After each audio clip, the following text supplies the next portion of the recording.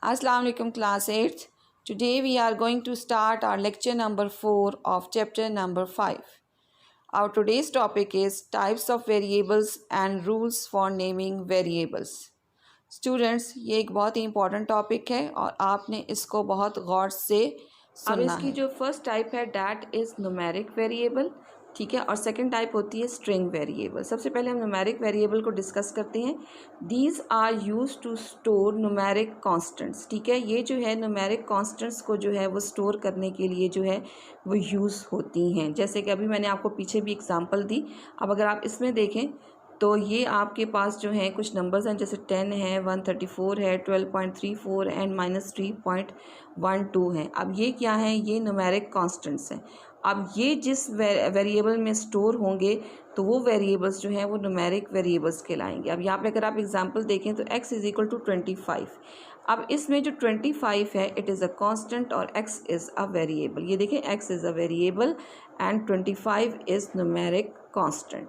अब अगर आप सेकंड एग्जांपल देखें, यहाँ पे n = NUM है, ठीक है, नम, ठीक है, ये भी एक वेरिएबल है और = 35.6। तो num is a variable and 35.6 is a numeric constant, ठीक है। तो वेरिएबल्स को जो है वो वैल्यू असाइन जो है वो हो रही है और इसमें x और NUM जो है ये न्यूमेरिक वेरिएबल्स हैं और इनको जो वैल्यू असाइन हो रही है वो न्यूमेरिक कांस्टेंट है। ये थी फर्स्ट टाइप न्यूमेरिक वेरिएबल्स।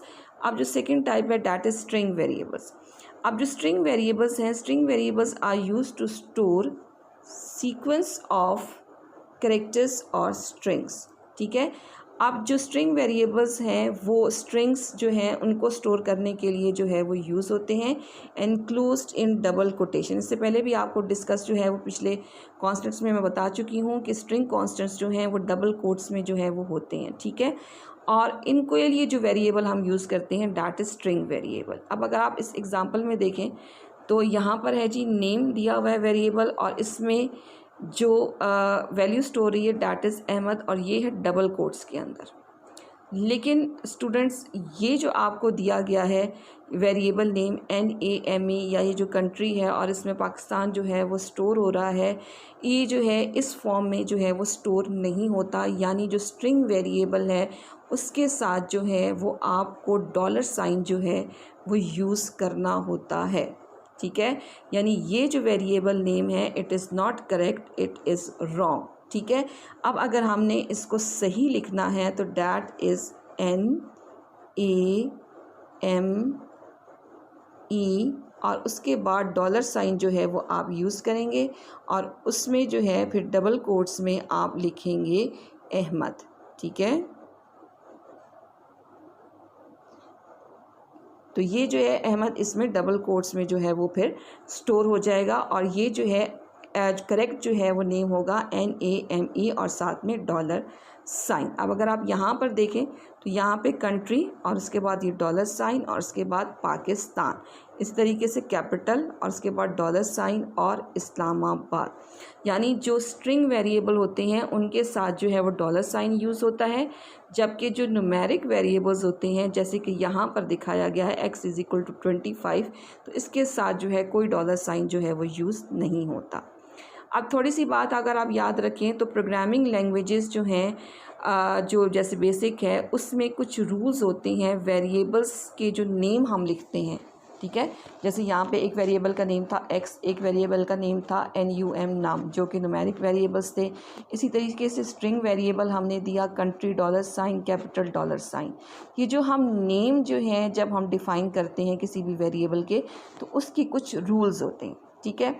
सबसे पहला रूल, अभी आपकी बुक में वो लिखा हुआ नहीं है लेकिन मैं यहाँ पे आपको बता रही हूँ कि जो वेरिएबल का नेम होता है वो आप 40 कैरेक्टर्स तक का जो है वो ले सकते हैं, ठीक है। यानी फर्स्ट 1 से लेके 40 तक कैरेक्टर्स का इतना लंबा जो है वो आप वेरिएबल नेम ले सकते हैं। यानी वो 1 कैरेक्टर का भी हो सकता है, 2 का भी हो सकता है, 3 का भी हो सकता है, 4 का भी हो सकता है। यानी अप टू 40 कैरेक्टर्स तक का आप वेरिएबल नेम जो है वो ले सकते हैं, ठीक है।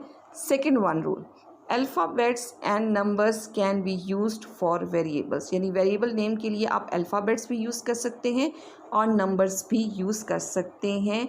लेकिन सेकंड रूल क्या है, the first character of the variable should be N alphabet, के अल्फ़ाबेट्स और नंबर्स दोनों यूज़ कर सकते हैं, लेकिन जो फर्स्ट कैरेक्टर है वो हमेशा से अल्फ़ाबेट होना चाहिए। उसके बाद third one, no special symbol is allowed except underscore, कोई special symbol plus decimal point minus कोई भी साइन आप इसमें यूज़ नहीं कर सकते सवाए किसके, अंडरस्कोर के, ठीक है। और उसके अलावा underscore can not be used as first और लास्ट कैरेक्टर, के अंडरस्कोर को आप ना शुरू में यूज़ कर सकते हैं और वेरिएबल नेम के, और ना लास्ट में जो है वो इसको यूज़ कर सकते हैं, ठीक है। तो ये थे कुछ रूल्स। और इसमें एक और चीज़ भी है, अगर आप थोड़ा सा एक और रूल भी है कि इसमें ब्लैंक स्पेस भी जो है वो आप नहीं दे सकते, ठीक है।